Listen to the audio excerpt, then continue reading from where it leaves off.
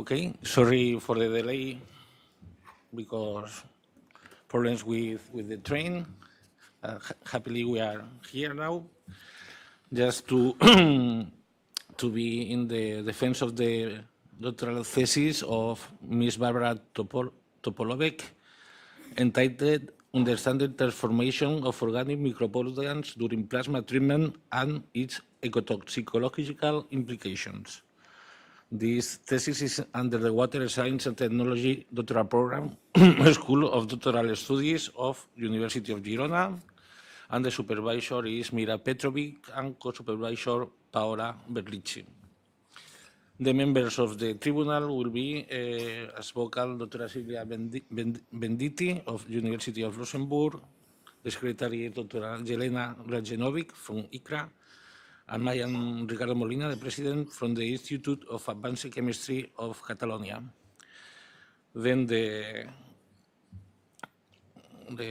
student has around 40 to 45 minutes to present the results and the conclusion of his thesis, and we will move there just to see better representation.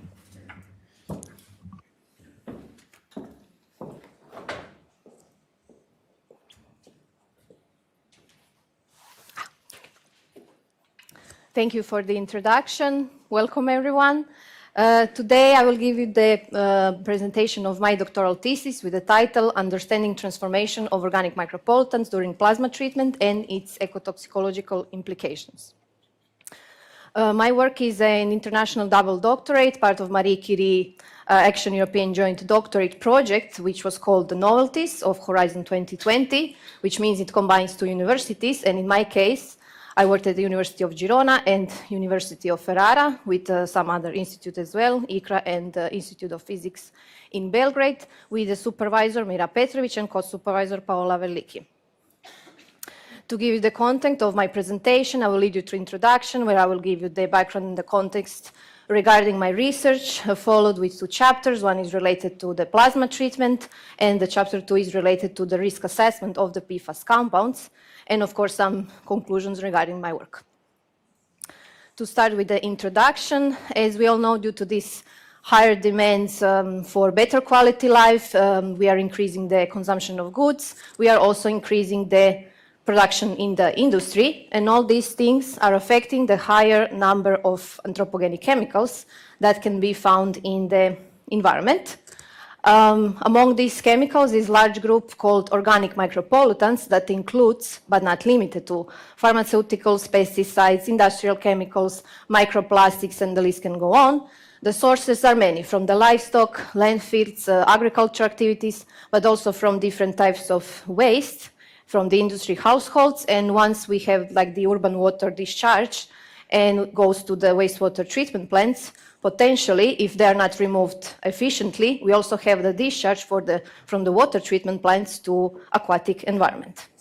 When they are transported, I think we have enough evidence up to this day that they are causing harmful effects, even if they are present in low concentrations, not only to aquatic organisms, but also to humans as well, such as neurotoxicity, growth inhibition. Many of them are also called the endocrine disruptors. And among this group of pollutants are also PFAS. So these famous PFAS are man-made organic chemical substances in the production since the 50s. They're also called as forever chemicals. Usually when we go through research, this PFAS stands for pair and polyfluoroalkyl substances, but as you can see here, PFAS as a family includes both non-polymers and polymers. All of them have general structure that is made of chain or called tail, built of extremely strong and one of the most non-stable bonds, the CF bonds, linked to a polar structure, or is also called a head group. And based on this head group, we have different groups of PFAS as well. This structure is giving them thermal and chemical stability, high persistence, and in general, repellence to water, oil, or grease. Very often, they're referred as long and short-chain PFAS, as you can see in this table, mostly to categorize these two classes of PFAS, but also to represent their different behavior. Most common, we're going to find the PFOA and PFOS in the research, but there are also other known, such as PFBA, and one thing that I will mention a bit later in more detail are new substances, Genex and Adona. So due to these physicochemical properties, variations in the head groups, they have many applications. Therefore, we have many sources of PFAS, such as from the production of raw materials, then the production of chemicals and products that contain PFAS, or PFAS can be used in manufacturing processes, not necessarily that we want to have them in the end product, but they can be in contact with, therefore this can be also a potential source of PFAS. Also, any type of storage handling, especially, or the material, textile, as you can see here, that needs to be waterproofed or grease-proof, such as carpets or the waterproof jackets. Regarding the chemicals, one of the most known source of PFAS are these aqueous foams that contain them, but maybe most known and like worldwide used, I would say, this famous non-sticking pen that I think at least once you had in your household. And regarding the household, unfortunately, many PFAS can be found in household products, food packaging, but also in the makeup as well. They have found their way. Considering the sources, we have different types of exposure. We can be exposed to PFAS through the occupational exposure at workplace if we are using, as in professional use, the chemicals that contain PFAS. Regarding the ecological exposure of these ecological receptors, the fish, birds, mammals, they are exposed to PFAS because of the environmental occurrence, because we are releasing the PFAS to the air, agriculture, water, and soil in any way, for example, waste streams or effluents, or the fact that we are using those products. Also, because of the food chain we have, they can bioaccumulate, and this is like where we most exposed, not only through the food chain, but also the fact that we are using many products that contain them, or what is also the problematic, we can have for example, contaminated water, or take the crops that were contaminated with water that have PFAS. Up to this date, we have many reports that they have been found in the drinking water in a bit lower concentrations, what we consider as a low, but also in, like, for example, milligrams per liter in surface and groundwater near production facilities. Also, they have been found in human and animal blood serum samples from areas near fluoropolymer production facilities. But what kind of triggered the concern regarding the PFAS? When they have been found in remote areas. For example, in polar bears, in the blood serum samples of the polar bears from the Arctic. I think they don't live near fluoropolymer production facilities. This was like a main concern. What is the issue with them? What has been found, they're very persistent, they can bioaccumulate in the food chain. There is some evidence of the chronic toxicity regarding some PFAS. They have been linked also to the different types of cancer, thyroid disease, immune suppression, and so on.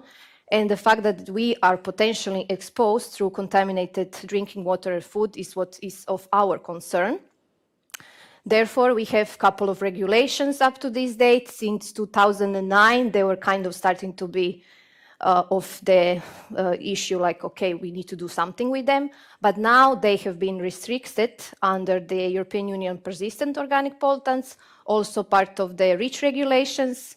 From 2020, we have PFAS limits in drinking water directive in European Union up to from the to 0.5 microgram per liter. Also, there's some other regulations, for example, in USA, this one that sets maximum levels for 6 PFAS as a mixture, but also like 2 of them, the PFOA and PFOS, were like as individuals, and the others are in part of the mixture. But what is the problem? Number one with PFAS today, we have found them in groundwater and drinking water, not only these 2 compounds that have been banned from the production, but also others as well emerging. The potential equal or higher toxicity of the transformation products, which leads us to, as a problem number 2, but which leads us to problem number 3, how much we are efficient in the treatment technologies for PFAS. One of the solutions that it did emerge, okay, so these 2 compounds are very toxic, let's find a new PFAS, change a bit molecular structure that should potentially bioaccumulate less, or maybe be less toxic. And these 2 are one of the most known, there are some others, but I want to mention these 2. Commercially known as Adona and Genex, commercially not the name, from the ether PFAS group. They have replaced the PFOS in the production, and now we have, in recent years, problem number 4, because we have new studies regarding those 2 compounds. They have been found in drinking water, they have been found in fish muscle samples, and there are some toxicity evidences regarding the GenX, for example. So where potential solution can lie, let's go towards water treatment or towards integration of advanced processes. In general, treatment processes of water, they have different steps: preliminary, primary, secondary, tertiary, and advanced treatment. And in this part, the advanced oxidation processes have potential to be integrated or already are, depending the treatment plant that exists and if they have the tertiary treatment. Why? These processes help us to remove a greater amount of contaminants than is accomplished through conventional methods. We do have existing conventional methods. They can be successful, but at some point we have very recalcitrant organic micropollutants that cannot be removed efficiently with these methods. Therefore, we are integrating the advanced oxidation processes because they're involving the production of very reactive oxygen species that are able to destroy a wider range of organic compounds.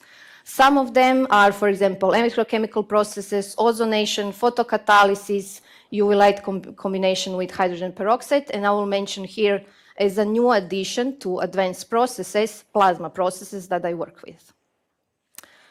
Okay, what is plasma? What does it mean? By the definition, plasma is fully or partially ionized gas, and it's frequently called the fourth state of matter, which means we are applying energy to a gas. Some amount of excited species, such as ions and electrons, are produced, and there are infrequent collisions between the existing free electrons and neutral species that leads to the formation of plasma discharge. Some of the examples how the plasma discharge looks, you can see here. And these are like a couple of reactors I found in research studies, how the reactor regarding the water treatment can look. So basically the energy input that is required to generate plasma is mostly achieved by imposing a sufficiently high electric field. There are two categories of plasma based on so these plasma species can be characterized by their temperature.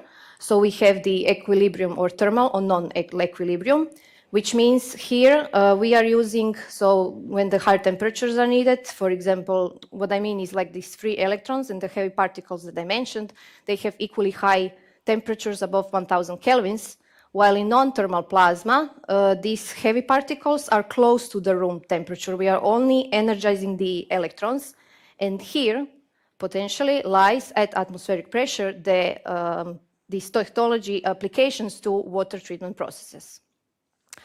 This picture is showing you the formation of various reactive species in different phases. And based on the phase we have, we can also diffuse this amount of reactive species to the liquid phase. What is a bit different when we are comparing plasma processes to the other advanced oxidation processes I mentioned. Here, for example, we have both oxidative species and nitrogen species to be formed because of depending on the working gas we are using. In terms of the equipment setup, there are many variations in like the geometry, the types of discharge what we have, but in general, the non-thermal plasma can be divided into non-thermal plasma in liquids and in contact with liquids. These two, it means that this high voltage electrode is immersed into the liquid. So we are losing the gas phase, the plasma either as a jet or it can be in form of like the bubbles, is completely in the liquid. The major challenge here is how to achieve a breakdown without the subsequent transition into thermal plasma. We want to avoid this category. We don't need more than 1000 kelvins to treat water. Also, how to approach to the appropriate power supply, how to avoid heating the liquid, and also a bit, I think, obvious, the fact that we can damage the electrode since it's in the chemical composition immersed. The other part, the other category, is in contact with liquids, which means that the power electrode is not into direct contact with liquid. What is in contact with liquid is the plasma discharge that is creating, therefore this term. Here we can also have various types of discharges, and the applied voltage here mostly depends on the working gas, the electrode geometry we have, the electrode gap is very important, also like the frequency and so on. The discharge that is created in the gas phase and the resulting chemistry inside the liquid is the result of both gas phase and gas-liquid interface chemistry. In general, all these types have some advantages. The fact that we are creating various types of radicals, which means we can affect various types of organic micropollutants, very recalcitrant ones. There are many research regarding the pharmaceuticals, pesticides, dyes, also some PFAS as well. Other thing is that the application where samples cannot withstand the exposure to pressure below atmospheric. If you remember, I told you we're working at atmospheric pressure, and no extra chemicals is needed, which means we only have energy and a working gas. Nothing else is needed. So kind of we don't have the waste disposal combined to some, when we are comparing to some other processes. The disadvantage, or better say challenges, would be the determination of proper parameters related to the power consumption that will kind of fit to existing wastewater technology standards. If you remember, I said we have variations in the geometry, depending what we want to have. If we are having like bubbling system or recirculation of the water, we need to add extra power, and all these things need to be taken into account if we are thinking that this should be more economical when compared to other processes.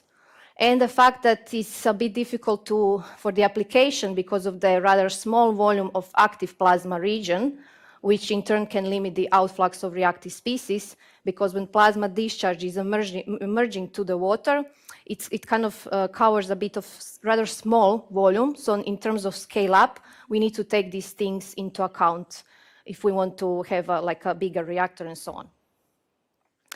Something related to analytical techniques I would like to mention because of my research. While this term, OMPs, is mostly including the compounds that are known, once they are released into the environment, those compounds go through transformation processes, and these compounds are called transformation products. To some extent, they can differ from the parent compounds. And because of all these known and unknown products, the vast number of contaminants, the fact that we are having a complex water matrices and that contaminants can come to low concentrations, all these things are causing great challenge for the identification of them, for monitoring, but also developing the analytical techniques. What I will mention here that is most commonly used analytical method is the liquid chromatography coupled with the mass spectrometer, where we can have various types of analyzers and also approach as target screening, suspect screening, and non-target screening. In terms of PFAS, there are a couple of methods. One that is most used is this one, EPA method 537, the liquid chromatography with mass spectrometer. We do have target screening existing and suspect as well.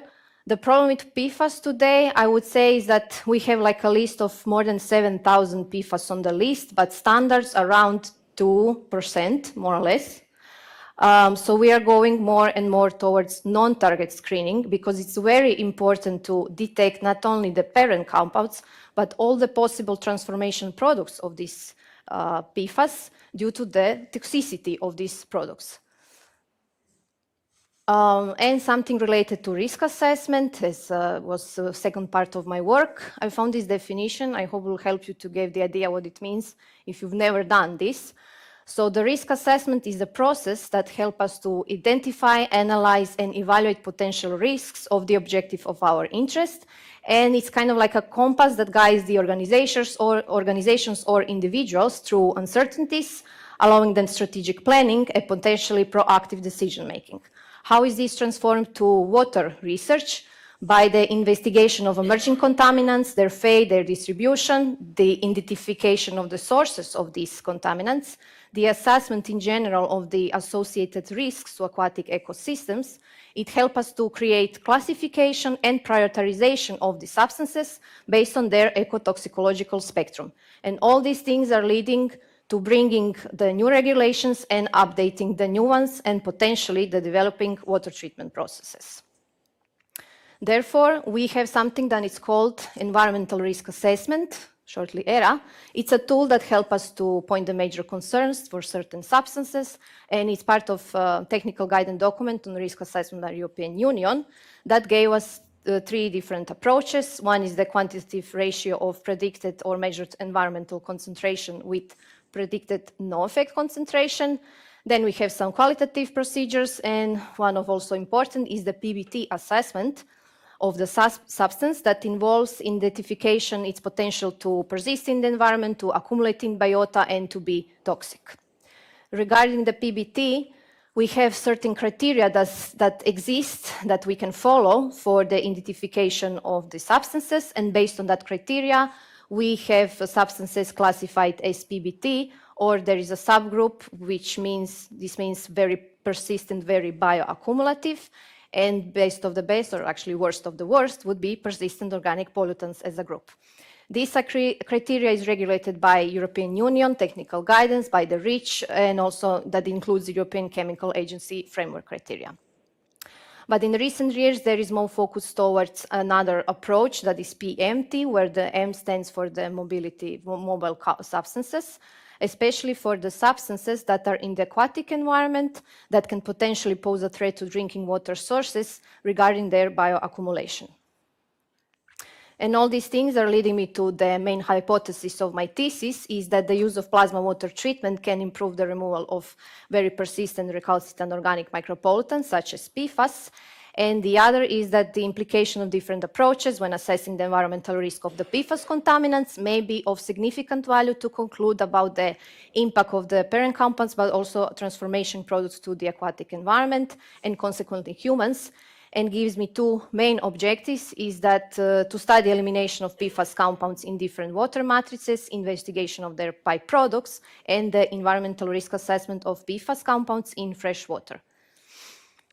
And so as I said, I divide my work in two chapters. First chapter, where I studied the plasma system at laboratory scale for the evaluation of removal efficiency, and the identification of byproducts in the liquid phase by using the liquid chromatography with the high-resolution mass spectrometer, with more focus on the new substances, Adona and Genex.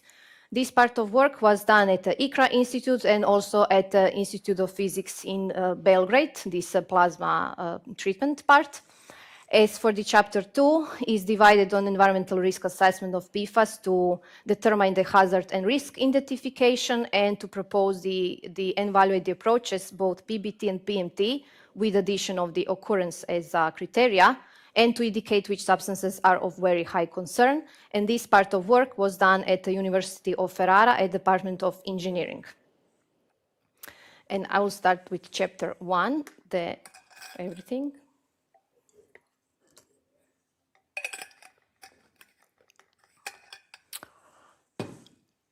Okay, chapter 1. Regarding the source configuration I had, full name would be non-thermal treatment with atmospheric pressure plasma jet source, which is made of stainless steel high voltage electrode that is inserted into ceramic and glass tube. On one side I had a commercial power source, high voltage power source, and on the other side I had a source of the working gas, and I used the oscilloscope for the time variable current and voltage signals. As for the PFAS water solution, they were immersed into the glass vessel on which was taped the copper tape that was used as a grounded electrode on the bottom from the outside, and the setup that I had was discharged above the liquid. Compounds of the interest were 6 different PFAS at the end, firstly to include the new substances, but also some others regarding their different head group and the different chain length, to be able to see is there any difference in the degradation of these compounds. The procedure was as follows. 6 different substances individually, solutions with initial concentration 100 microgram per liter in 3 different water matrices, the distillate water, tap water, and secondary effluent. For the optimizing the conditions, we started with 5 milliliters due to the setup they had and some work they have done there before. But then I switched to the 10 milliliters and went up to 10 minutes, which means each 10 milliliters, I've treated for 3, 5, 7, and 10 minutes. As a working gas, I used argon, and I had to measure some parameters, how the plasma discharge is affecting them, the pH of water, electrical conductivity, temperature, and volume after each treatment. After the treatment, I took the samples and performed the target and non-target analysis. These are some parameters. I will not go into details of the methods. Just to mention, that was the liquid chromatographer with the mass spectrometer combination on the QTRAP. And here for the non-target analysis, I used the LC HRMS on Orbitab Exploris, and at the end, the Compound Discoverer and some other softwares for the data analysis. Regarding the results. So after this determination of the optimal conditions, the removal of PFAS was then investigated at 10 milliliters for the 10 minutes. And as you can see on this slide, what was observed, most of the compounds had a 50% of the removal efficiency after 10 minutes, of which Adona, PFHXA, and PFOS had more than 90% of the removal efficiency. The worst one was PFBS. What could happen, and also what was observed, that there was a rapid degradation at the beginning of treatment time, and then followed a bit with a slow increasement still, but a bit slower. What is possible that here I already have like the formation of some other byproducts that are in the competition with the reactive species for the which I need for the degradation of PFAS. What was also observed that in general the longer chain PFAS have better degradation compared to the shorter chain PFAS. Regarding the parameters that I have mentioned, I am showing you here the total average value because regarding the solution that I had, everything was more or less the same regarding the numbers. So what happened at the beginning of treatment time, the pH decreased drastically and varied around 3, between like 5 to 10 minutes. Regarding the initial electrical conductivity that was measured, what was expected was that it will be very low, 4 microsiemens per centimeter, but then increased linearly up to 400 after 10 minutes of treatment time. What is possible in these two cases regarding the PhD, this is, as you remember, distillate water, 1 PFAS. We are then producing these reactive species, and they can potentially, like H+, they can potentially work on the pH to decrease him. Regarding the electrical conductivity, it's possible due to these reactions with the electrons and these water molecules and others. We are producing the ions, and we have higher ion activity, therefore higher conductivity. Regarding the temperature, that was important to follow. What happened is that at the beginning of treatment time, I have the increasing in the temperature for like approximately 15 degrees from the initial one was close to room temperature, around 22 to 24, depending on the day. But then was followed with slower like increasing, but more or less was stable at least until my 10 minutes, between 45 to 47 Celsius. What I did try to measure after 10 minutes, just for the pure distillate water, around 15, 20, less than 20 minutes, I had around 47 Celsius, which gave me the conclusion that I will not have the heating of the liquid that fast. And what can potentially happen here is that they have the local heating point where the discharge is contacting the water. It also created like the higher temperatures, my liquid heated a bit. And also what happened, and I had to measure that, is the volume that I've lost due to the vaporization. Around 10 minutes treatment time, I've lost 10% of the volume. And when I concluded my results with the distillate water and these experiments, I switched to the complex matrices with the same initial concentration and the conditions others as well. And here happened a bit different story. In general, total removal was lower than in distillate water for all the compounds. There is no big difference whether I have tap water or secondary effluent. Compound per compound, there are some maybe better, they're worse, but in general, none of them reach 50% except one compound in this case. And most of the shorter chain PFAS had barely 10% of the removal efficiency. By logic, that would be because of we have the complex matrix, we have many other byproducts that can potentially work and be in the reaction with the reactive species I need for the degradation of these compounds. What was also observed, definitely this short chain PFAS barely even degraded at the beginning of treatment time, just at the end, which probably means I would have need longer treatment time for start and then maybe work on some other parameters.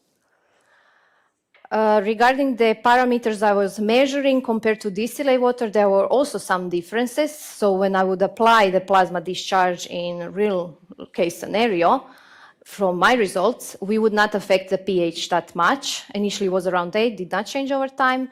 As for the initial electrical conductivity, initially was higher because of the complex matrix. There was small decrease at the beginning, but not that much, and then slow, like followed with slight increase, while compared to distillated water, I have linear effect. Regarding the temperature, same thing happened. I did heated the liquid a bit at the beginning of treatment time, but then stayed between 40 to 45 Celsius. And I've lost volume around 7% after 10 minutes treatment time. In between, like 3 to 5 minutes, I haven't evaporized my liquid that much. I barely even managed to measure. Just after 10 minutes, I had a bit of the difference.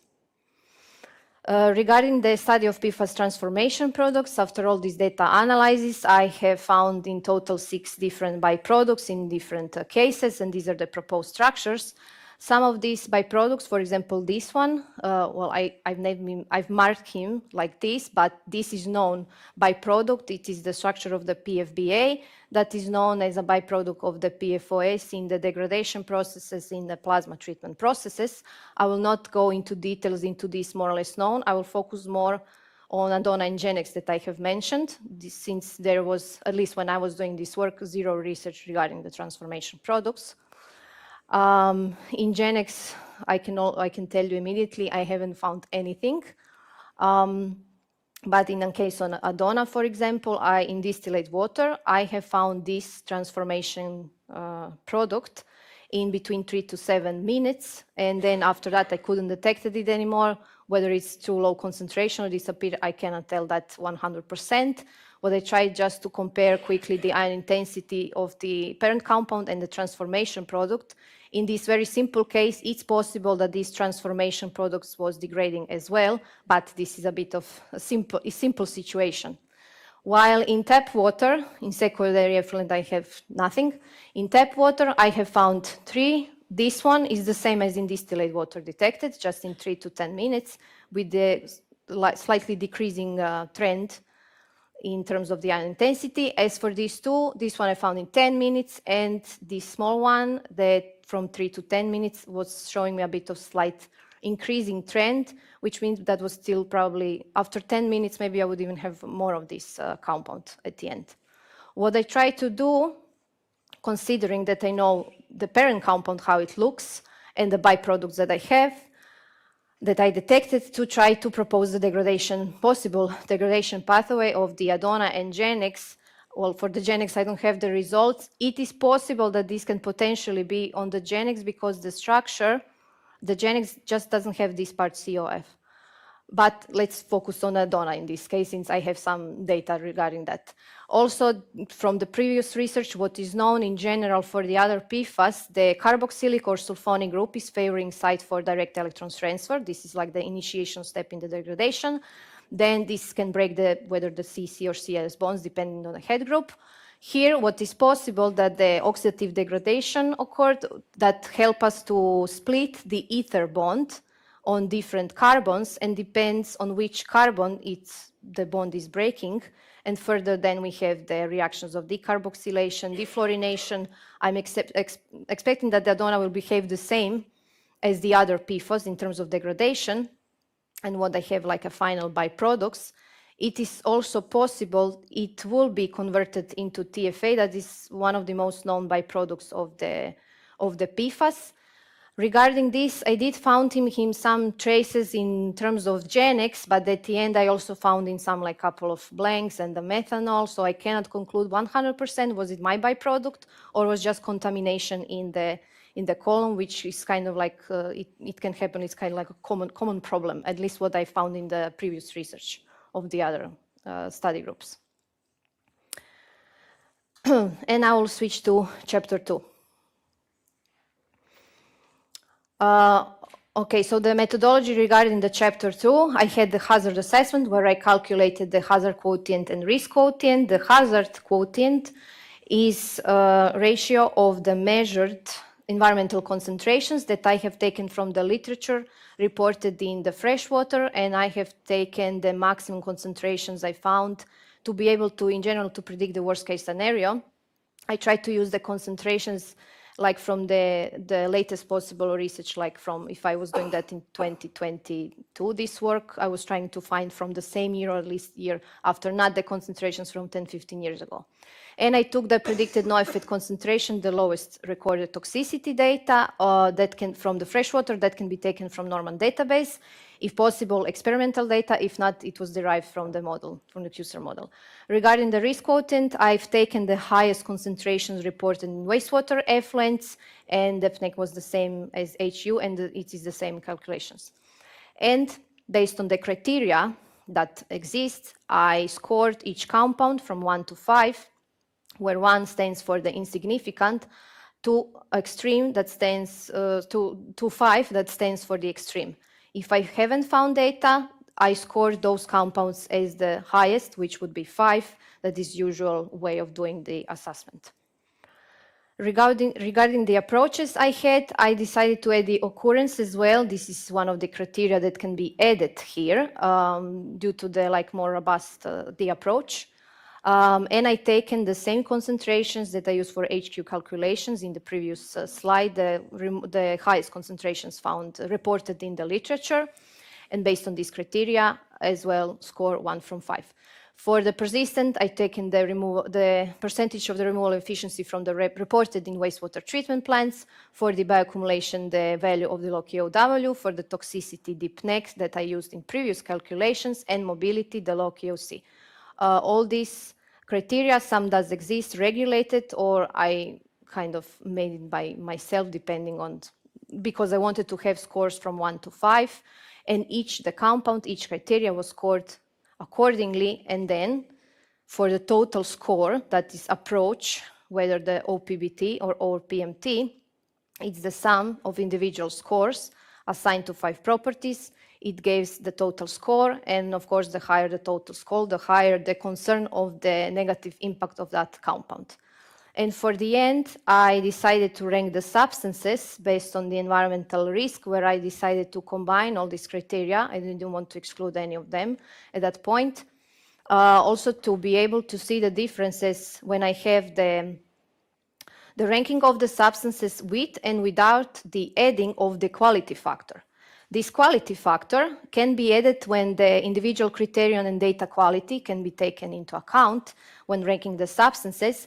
It's a very useful step when you have all the collected data from different sources, whether both experimental or modeled, as well as data, if not been found. We assign the high value to the compounds, and potentially this can lead to kind of like a false risk. Therefore, each score for each criteria, I multiplied with a factor, with 1 if data is not available, with 2 if there were modeled, these 3 variables, and 3 with experimental, if experimental value is available. All this assessment, in total, I've done for the 37 PFAS that are considered under the REACH, European directives, USEPA list. I added also some substances to be able to cover different PFAS structures, whether based on the head group, chain length, the parent compounds, transformation products detected in the last 7 years, and especially phased out, and definitely the new substances, since they were like focus of my whole work. And I will give you some results and conclusion.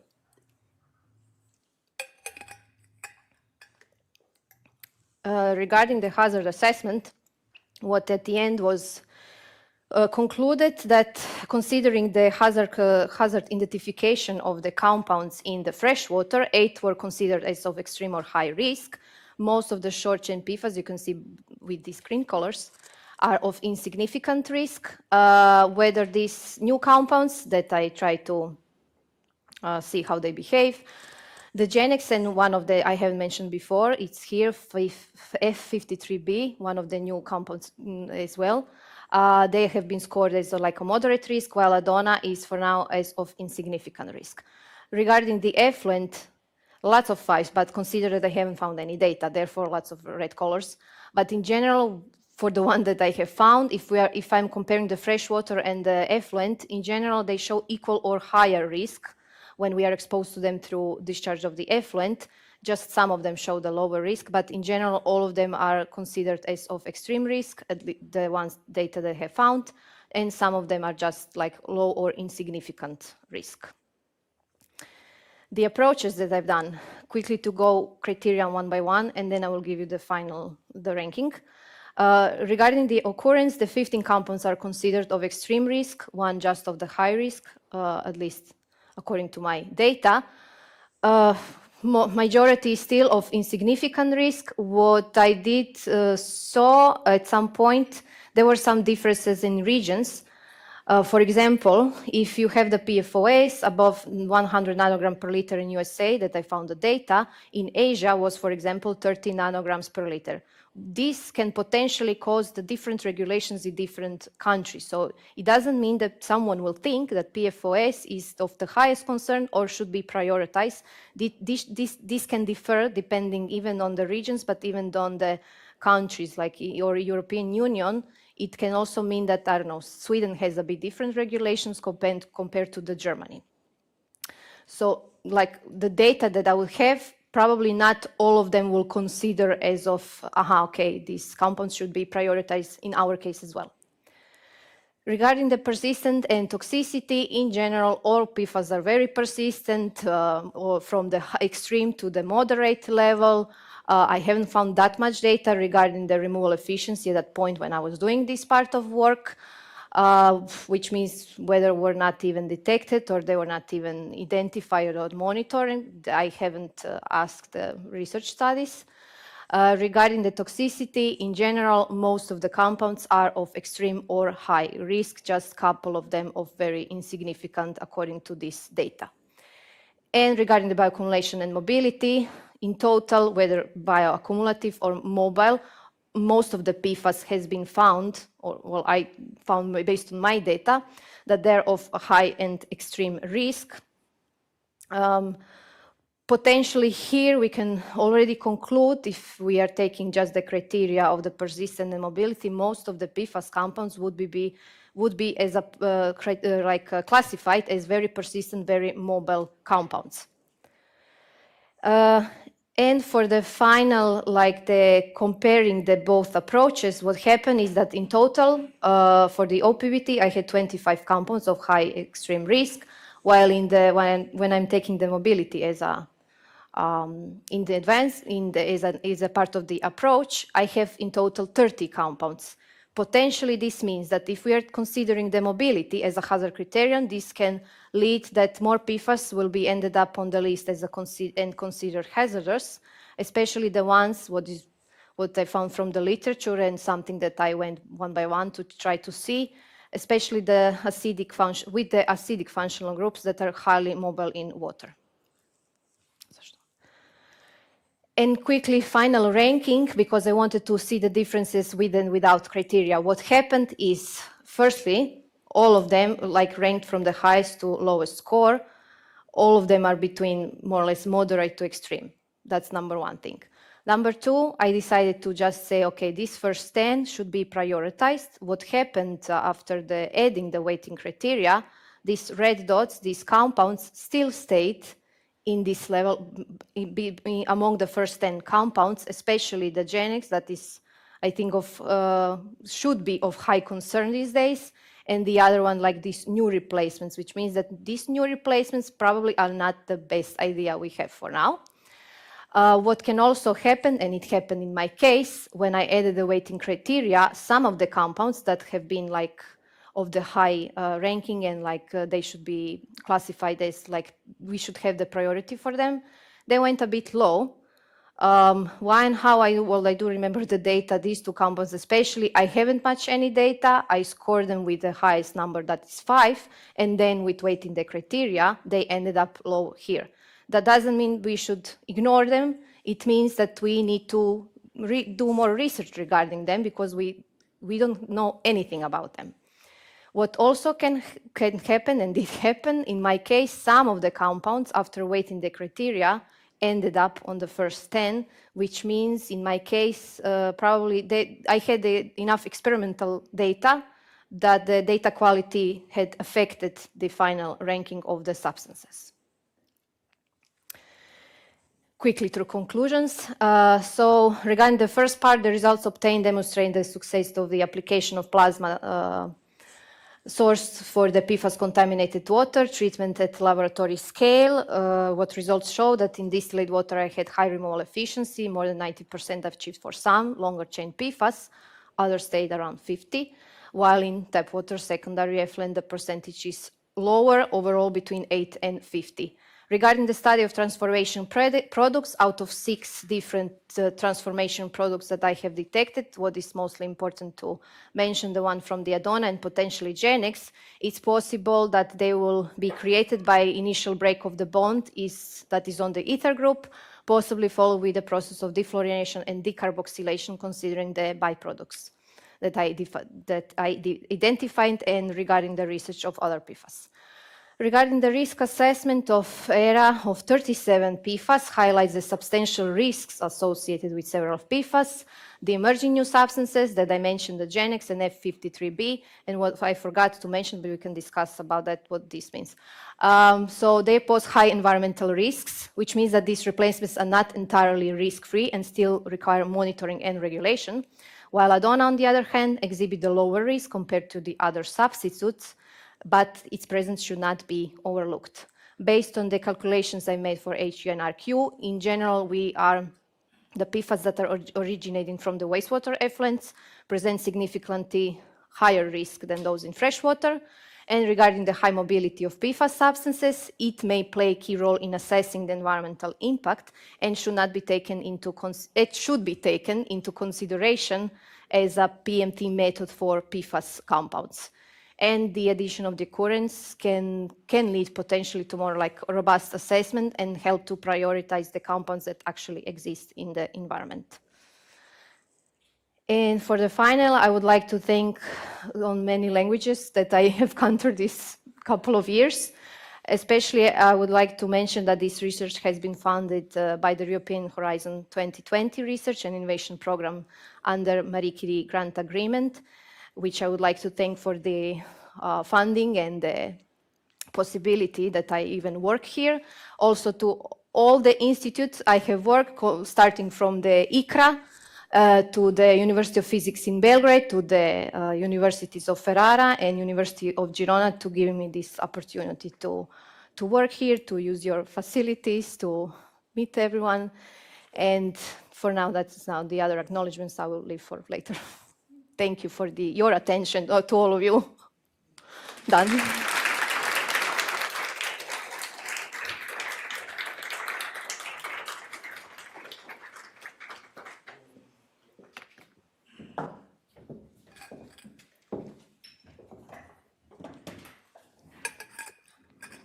Okay, thank you for your presentation. Now it's time for the deliberation on the question of your presentation and thesis. And the first turn is from the vocal, Dr. Silvia Venditti, and you can make your questions. Thank you, Barbara. Sorry for the delay. Okay. Yeah, in general, I was really impressed about your work, especially the tentative to give some explanation about the transformation products. And I have a few questions. Okay. So the first question is related to the setup of the plasma reactor, if we can call it a reactor. Yeah. If I understood well, you applied energy to 10 milliliters of water. Yes. Which is a very little volume. The setup that I had is what I had. Yes. Start with that. There were some previous research studies in that laboratory with that setup regarding the other pollutants. What I do remember of the numbers, I think I had, like, in terms of power, 10 watts, I think, 8 to 10 in terms of the power.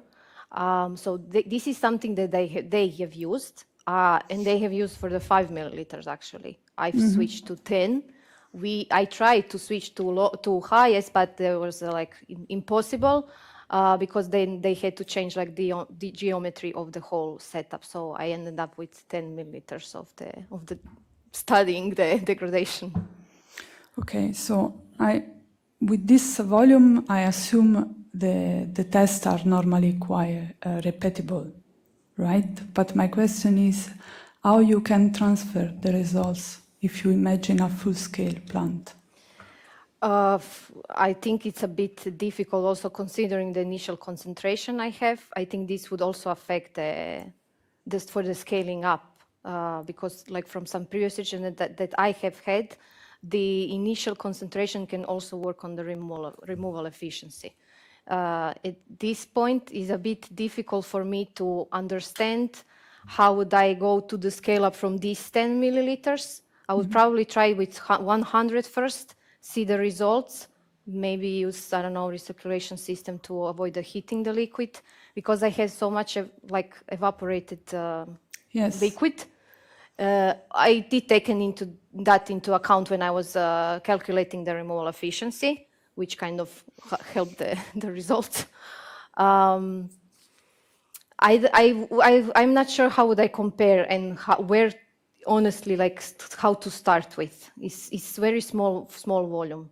If I change the milliliters, then I have to change the gap, electrode gap. Would that affect the energy input maybe from 10 to 100? Maybe not that much, because I know someone else tried to do with 100. They didn't change the power setup that much. What they did change, and what I would probably have to change, is the one high voltage electrode would not be enough. I would probably have to have more of those, because the discharge would not affect the bigger area, bigger volume. I would probably have to have like 2-pin or like 3-pin jet, not the reactor, like the whole setup. Probably I will have to change, well, not probably, probably yes. I will have to change the amount of high voltage electrodes I have, because the bigger the volume we go, we have more electrodes immersed. It's not that we are using only one for 200, 300. This is the first step I would have to change. Okay.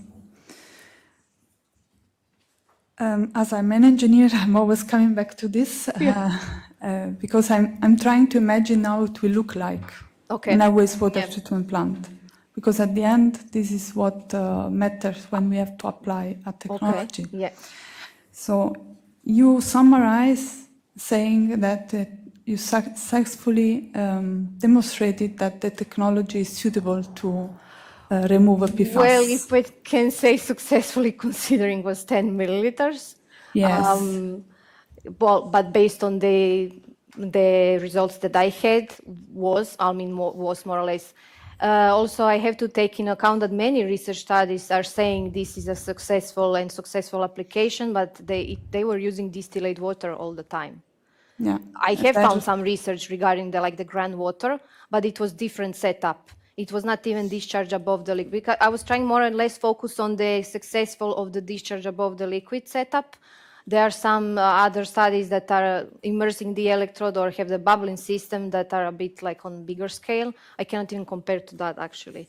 But how it would look, I imagine it like either like a big pool with a couple of electrodes above the liquid, or I don't know, a big tank where the electrode is immersed in the liquid, for example.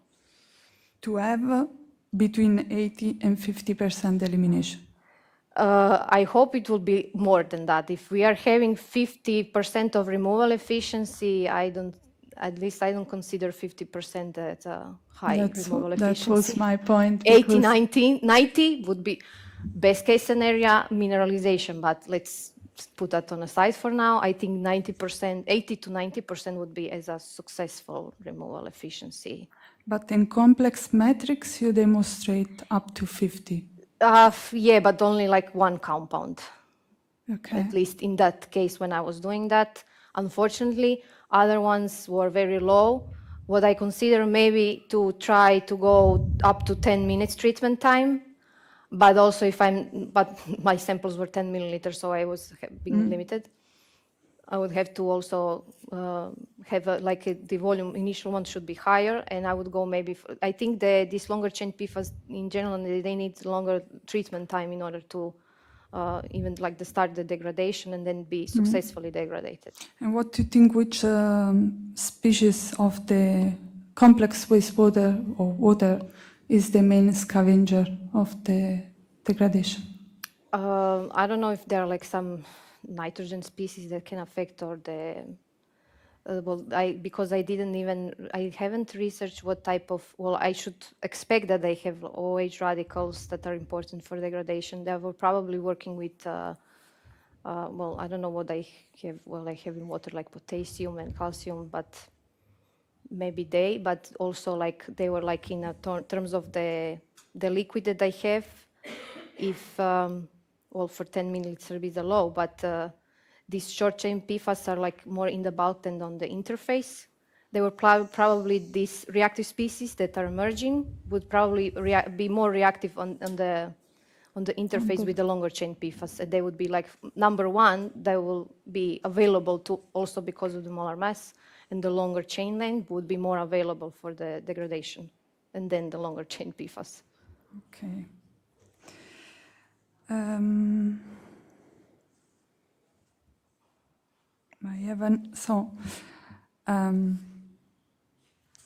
This is more about the analytical method and how, in general, your approach. How you avoided the cross contamination, because PFAS is everywhere. The setup we have is we have the method for the PFAS. As for I had a lot of cleaning in between in the sequence, like 3 samples of mine, 2, 3, like the cleaning in between, like with the methanol water. I was cleaning a lot in between the sampling, the analyzing of the samples. And which control measure you use with the Orbitrap, for example? I had the control measure. Yeah, to make sure that. I had like the methanol water to see if I have this was like in between my. And you use only the internal, you use the internal standards also for the non-target? No, okay. I haven't, no. I have only the samples that I've spiked with my standards, and then later just went to the analyzing of the. So you spiked your. Yeah, initially, because this was used for the experimental part as well, yeah. Indeed. And I have just another last question that is more reflecting a bit. So you wrote that, you wrote that in the drinking water directive, the concentration of PFAS should be below 0.5 microgram per liter, but that was in 2020. I think now, while I was writing, they've changed a bit. I think it's the adoption of the proposal in 2022, but this is related. It's not. This is related to drinking water, but is what is related to the groundwater and surface water. There is like list of substances of 24 PFAS, 0.004 micrograms per liter. They're changing a bit, but this is regarding the groundwater surface. The last regulation that I did found when I was doing this part was from 2020.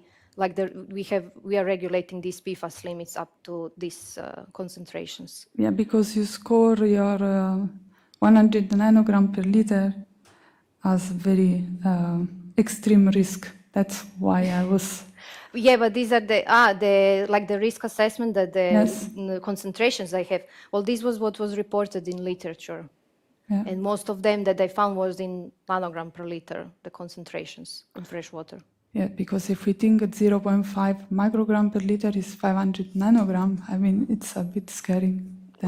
Yes, but maybe did I did mistake? Now I'm not sure.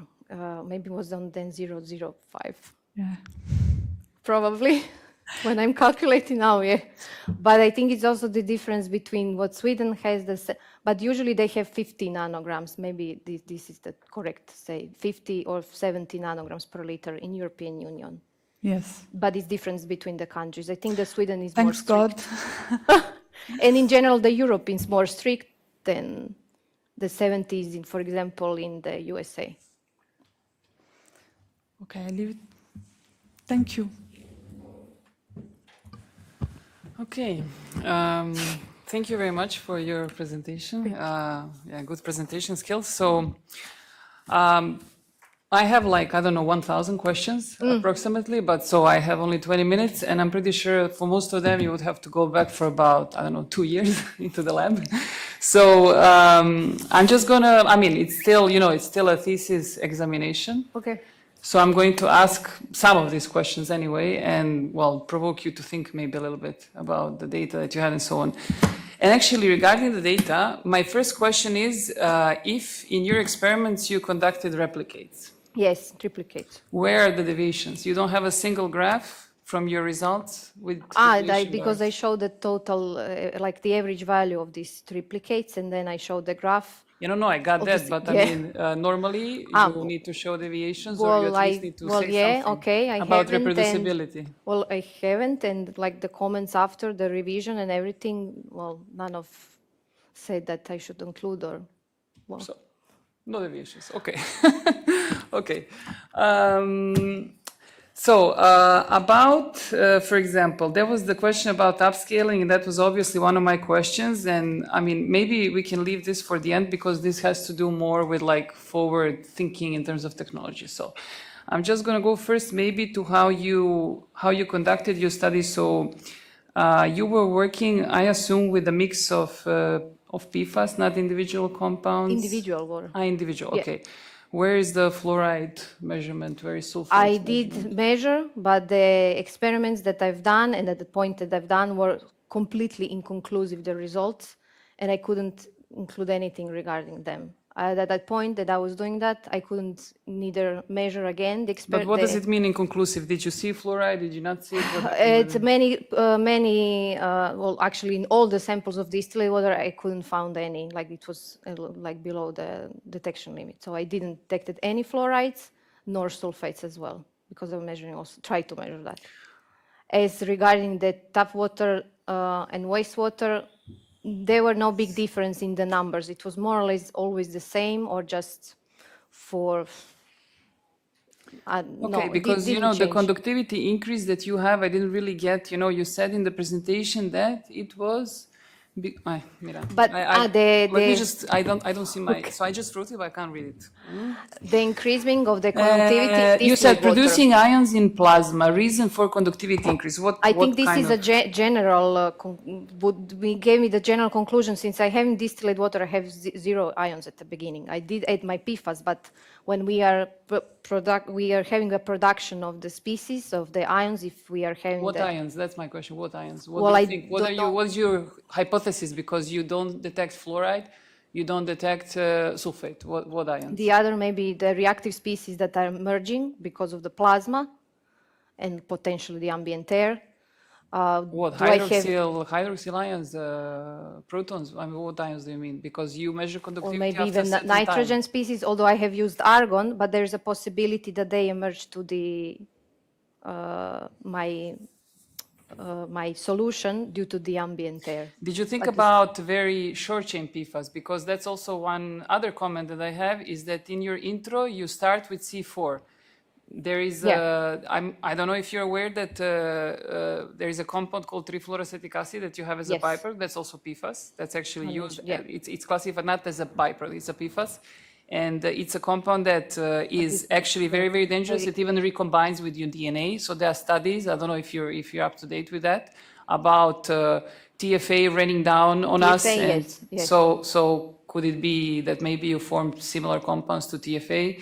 Possible, but I didn't give this as a conclusion because I didn't detect any. I cannot say I had this and this type of ionics. I understand, but you need to, when we have data, not everything we can explain with the data we have. So there is a space for hypothesis, obviously based on something that makes sense, obviously. But okay, I understand. At that point, I was not like sure that I should conclude as I give that, there is a possibility of the contaminants such as TFA and the others that are inside the solution. Okay, so then we have these small volumes, etc., etc. I was amazed by the temperature increase, 45 degrees. I mean, it's quite a lot. That again, well, maybe you can comment on that, how this would affect the upscaling of this technology. But so, you had only by evaporation temperature change, volume change, loss of volume of 10%. Why is this? I don't know.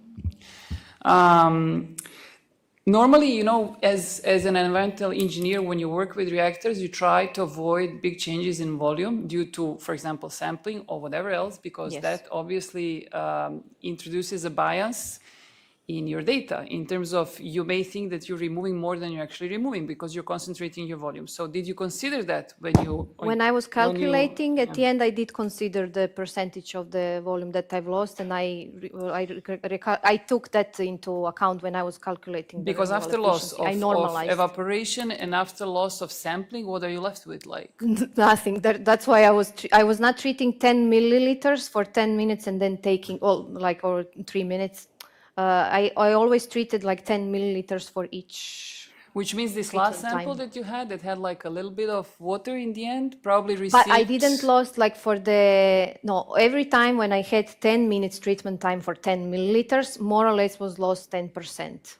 As for the 3 minutes, 5 to 7, I haven't lost much. I've barely even measured, maybe it was 0.1 if whatever I managed to measure with in the laboratory I was there. I haven't lost much at the beginning of treatment time. Yes, but what I mean, this last sample that you report Yes. as 90, whatever it is, 98% removal, this last bit of water that you're irradiating, you have much higher irradiation energy because the volume is probably maybe half or I don't know what it is of what is left. At the end, I had 9 milliliters or 9.5 milliliters in the solution after 10 minutes. Okay. Okay. See, now I lost my train of thoughts. When you did the byproduct study, that was done with single compounds? Single compounds, yes. So I can detect possible for each compound which byproduct would be as a Okay, and in result. the I end, didn't do the mixture. the data that you kind of elaborated on more was for Adona, but you did it for other compounds as well. I've done for all of them, and what I've shown, the 6 different byproducts. I don't know if I need to go to that slide. No, it's I found, for example, in PFO is this true, and PFBA for this, but these are also kind of like more or less, they are known in the research studies, and what was needed for mine at that point when I was working with was for the Adona and Genex. In case of Genex, I haven't found anything. So from the point of research was not that. Okay. And can I just ask in terms of your selection, now I don't know where is this now, I had it somewhere. In terms of your selection of PFAS, I was surprised to see that you selected PFOS, but not PFOA. And you selected, I think, PFHXA, Yeah. but not PFHXS. Yes, I did them at the beginning, but what happened, I traveled to different country and the data, half of the data was lost. So I couldn't work with those at the end. I had standards in different country. And at the end, well, I ended up with these 6 compounds in like the final list that I was able to measure at the end and do the treatments. Okay, okay. But at the beginning, for the optimal conditions and like the first 5 milliliters, I haven't put the results here because they were like just more preliminary. There was the PFOA and PFHXS, more or less was the same as the PFHXA or the PFOS. But since there are like lots of studies regarding the PFOA and also what happened with my samples at that point in that country, it was out of the... So for example, could you draw any conclusion about the impact of head group on your plasma? So head group meaning carboxylic or Here sulfuric? in my case, maybe not, but maybe there, at least in distillate water, I would maybe conclude that carboxylites would be more better degradation. So did you have higher removal? I had higher removal. We can't really talk about degradation because you didn't do the fluoride. Yeah, But okay. So you had For higher example, I removal have of the PFBA better, than I PFBS. have the PFBA was better. I had better removal efficiency than PFBS if we are combining commenting on these two, for example. But in tap water and matrices, it's equally low. And in terms of your first study also, and so I think I'm going to stop with questions about that and go to the second one. But so first study, what I didn't understand, and also from your literature review, you never report the energy consumption. I was very surprised by that. I mean, it's I had many I think things. a must, basically. Yes, I had many things that I wanted to do, but in the less than 3 years at the end, what happened? I needed to have these things first, and then the rest, like the details. I needed to have like the beginning and the end of the work. But Barbara, I energy didn't do at consumption the is end. the radiation energy. So from your experiment, I'm Yeah, not I telling you didn't to do it at upscale. the end. At the end, in my part of work, I was not able to do. At But the end, didn't you know the input of voltage? because there are some of the data that I was not even I was not provided at that time when I was doing my thesis, because at the same time what I was doing with the plasma treatment, there was other students in that point that were using the other part of data for So their they didn't work. want to tell you what you're applying in terms of potential. At the end, we didn't we agree to disagree on that part. Okay, I don't get what that means, but okay. Um, in the intro, and that's again about treatment, you mention technologies such as ozonation, photocatalysis, UV peroxide, sonochemicals, not really sure what that is, but does that degrade PFAS? This was in terms of the, in general, advanced oxidation processes. As for the PFAS, I haven't studied. I think there was more like a combination of the, well, electrochemical processes. I know that there were studies about PFAS.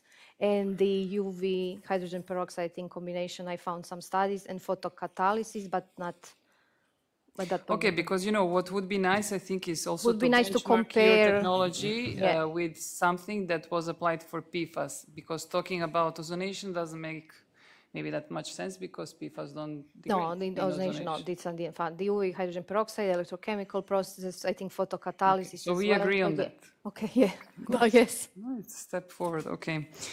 About your second study that talks about risk assessment. I don't do risk assessment like that, so I'm not going into the methodology itself, but so I'm focused on the conclusions here. So what I was really surprised to see is that you conclude that, maybe I can just talk like this, no? Yeah, I can hear you without.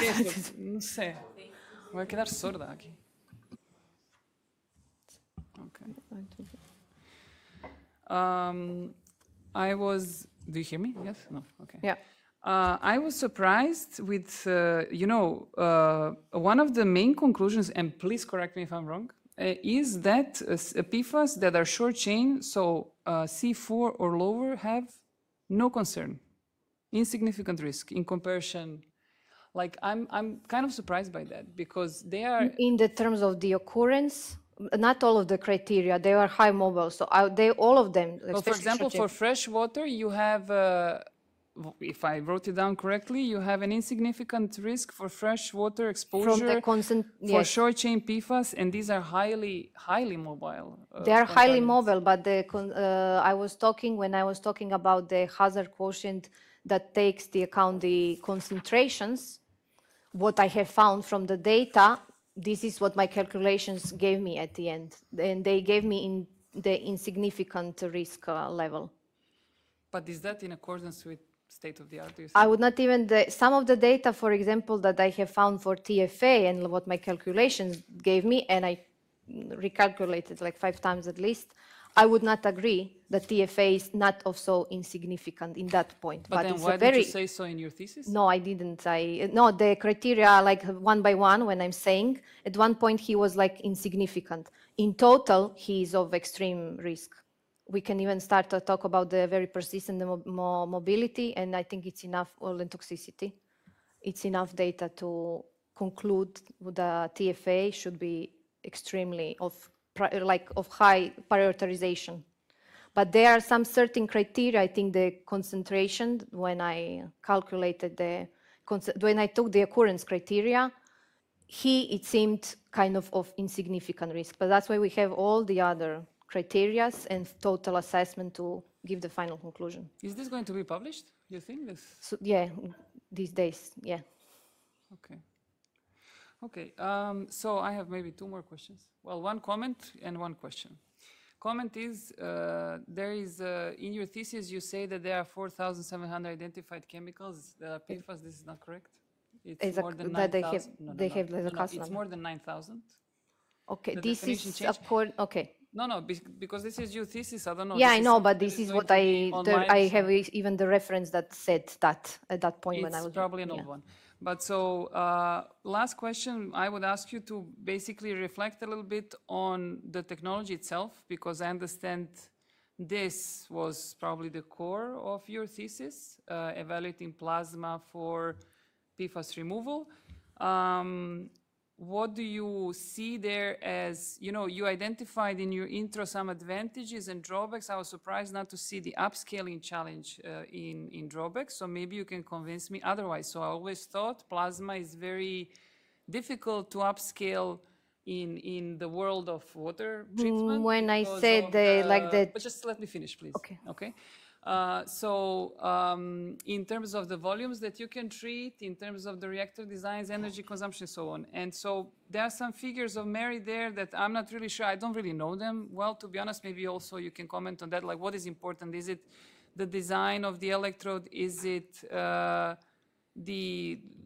don't know, the depth maybe of the water that you irradiate? Is it, you mentioned below, their positioning? Is it, what is it, the shape? So maybe just, I don't know, final comment on that in terms of how would you see, if you did like 3 years of research on this.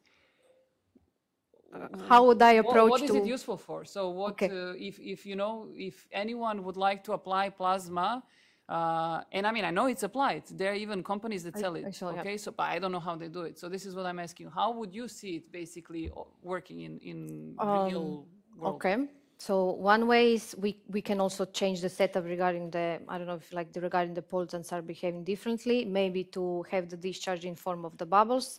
What I found. What do you mean by that? Discharging from the? So there is like the electrode is like immersed in the liquid. It's not above the liquid. My situation was just above the liquid. Here would be problem this electrode gap, how much the electrode is above the liquid.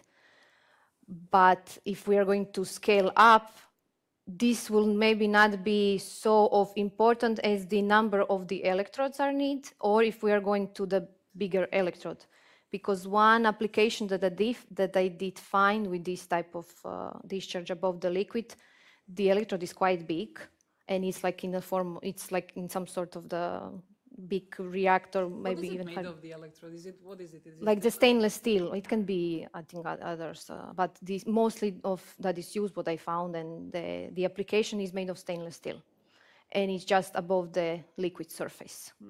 Either in scaling up the electrode, one electrode, or couple of like electrode stacks, we can also have like that. And how do you think they resolve the problem of heating of this water? I hope that I hope it will not heat that much. I don't know how to conclude, well, especially not regarding this. If we have the bigger amount of the electrodes, I'm still, I think we will heat the liquid. The only thing that maybe we can do is just recirculate the water and maybe have more constant temperature. And then we have like some sort of recirculation pump that will lead the water, So you think like your sample mode. was heating so much because it was one sample volume without being recirculated? You think it would 10 be better? milliliters. I think it affected not only this point where the discharge is contacting my water, but the volume was so small that you cannot call this reactor. Of course, it heated the whole solution. Okay, well, I have no further. Thank you very much for answering all my questions. Okay, this is my turn. Okay, just first, just one consideration. I mean that your initial concentration is 0.1 milligrams per liter. Then you achieve more degradation than the legislation. This is a good approach. I also miss in the thesis the power of the discharge, but you have put in the presentation. Ah, But yeah. also it's important the voltage, just to know. It's not important, but just to know the power and the energy we are applying to the plasma. And you mentioned it in the thesis, the interaction that between plasma and water is fundamental. So, no, the presence or absorption of the molecules in the interface, in the water plasma interface, is a very important parameter. Then, at the concentration you have used, more or less all the amphiphilic compounds are below the Siemens C. This was like the lowest, yeah, that I can. No, I mean that if you are below the CMC, all your molecules are in the surface, not in the volume. Well, my volume was quite small, so I would say they are all Then around, but in this very low concentration, you have all the molecules in the surface. yeah, more or less, yeah. But for the amphiphilic ones, okay? Then also this in the ionized water, but what happens with tap water and the secondary effluent? I mean that perhaps your species are not just in the surface. Yeah, I expect that since maybe in this water matrix that is complex, the rest of the compounds that are not like the co-contaminants would be not on the interface of on the liquid surface. And I was expecting more or less that the results would be much better, but at the end it happened that they were not that great regarding the removal efficiency percentage. Okay. And also I have missed in the thesis the characterization of the radical oxygen species and radical nitrogen Yeah, species. this was not focus of my work then. Well, it could have been, but at the end I had to prioritize what I'm gonna do. I was not focusing on the design. Yes, but sometimes with ultraviolet visible techniques, you can see this species. I have lots of things on the paper that I would like to do more, Yes, definitely. Of course. Then, for me, it was surprised that the distance between the jet plasma and the liquid is only 1 centimeter. No? And at these distances, the interaction between the plasma and the liquid generates streamers generally. And you are not in a jet plasma, you are in a streamer regime. No? Yeah, if I went just a bit above that, the plasma discharge would not even be created. I do remember when I moved a bit. Do you have only jet plasma? Only jet plasma. Yeah. And what happens with the distance? If I went up a bit, there is no discharge, or at least when I put the power, or I even have to put more power in order to create the plasma discharge to put in contact okay, with I water. understand. This is because of you have okay. You have a different jet plasma. Yeah. Because usually we put also the ground electrode in the jet plasma, not below the liquid. Then it's more easy to generate the plasma. Okay, yeah. Yeah, this setup, what I had is it was already done for me. It was also used for the other students, and we couldn't change much. And also based on some previous results that they gained, they were working with the same setup with dyes and I think phenols. Okay. Dyes, definitely. They had great results. And okay, let's see how the other organic micropollutants, in my case PFAS, will work. Okay, perhaps for me it's not the best configuration, but okay. I would agree. I would maybe go towards PFAS, but I would like to try that and then tell you 100% if they are like more like surfactant like products. Maybe go with the bubble system, like the discharge in liquid. But also in terms of the power consumption is a bit. We need the more energy input in that case. I think also is usually to make bubble system, you just make the opposite side. You make the jet plasma, make the bubbles inside the liquids, but from inside. Okay, yeah. Okay, not from this way, just this way. And you generate the bubbles with the argon. With argon, yeah. And the plasma also inside the liquid. Also, I saw that you explained that the curves or the degradation curves are exponential, okay? And that it means that the material removal is proportional to the remaining material.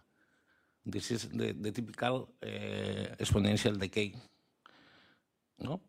And for this reason, just to know if you have different rates or different reactions inside, I recommend to put the reaction in terms of log of the concentration as a function of time. Yeah. Then if you have one thing, then you have only one reaction or not. Also, it's important for me, because if we say that we have a surface, all our molecules are in the surface, then sometimes it's better to put the concentration in molar, because it's proportional to the number of molecules you have. To report the molar, okay, the concentration. In this case, I mean, because we have below the CNC and we have only molecules, and then just to compare, of course, depends on the area or whatever of the molecules in the interface, no? But just to know. Then also the species depend of a lot of parameters, also polarity, frequency, whatever. And why? The plasma frequency was I haven't choose. As I said, it was already chosen, and I didn't went to design and configuration of the plasma itself for my part of work. So this was already what was done and set up as they have it for just me and my samples arrive and use what they have. Well, this is also interesting parameter, because we don't have only water. We have something inside, in the upper part. And these molecules also reorientate with the electric fields. And in the interface can be changes. And also is, for me, an important parameter that for the future, perhaps, to investigate. Then, for me, also, as we have said, that we have all the molecules in the surface. The important is not the volume. And then it's important just to, why not to reduce the area where you hit when you make the plasma treatment. You have prove this. Instead of change the volume. The volume, okay. The area. Like in terms of different. Yes, this is like in a big one. Like a, I don't know, a pool, small pool. Yeah. Okay. One more. Yes, other question about the temperature, but it's different.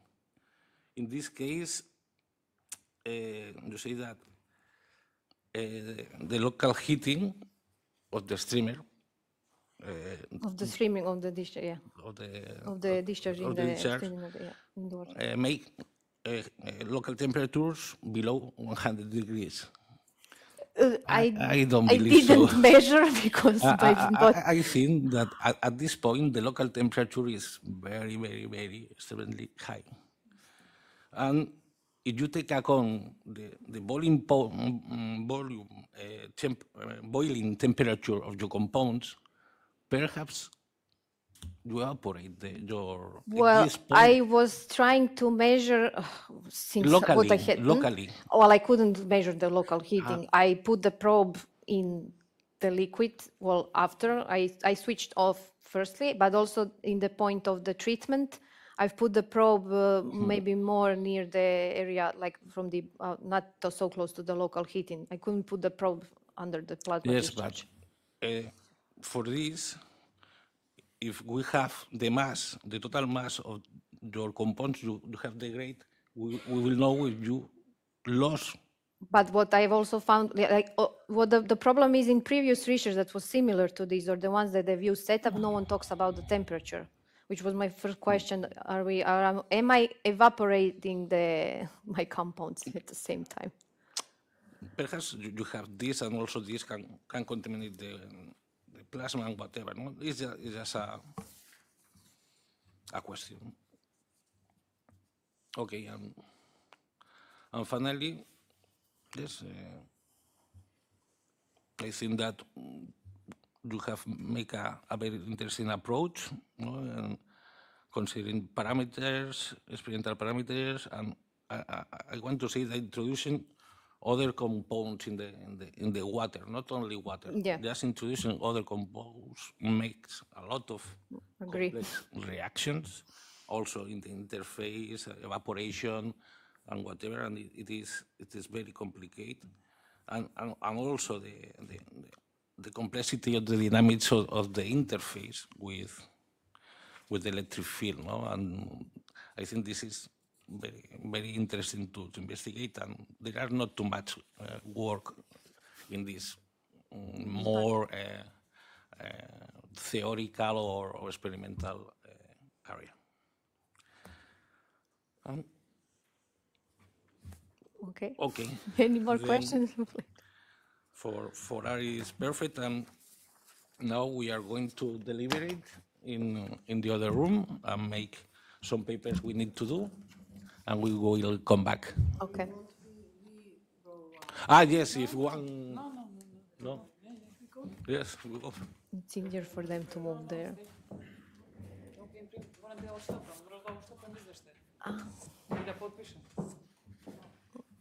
Da mora ići tamo.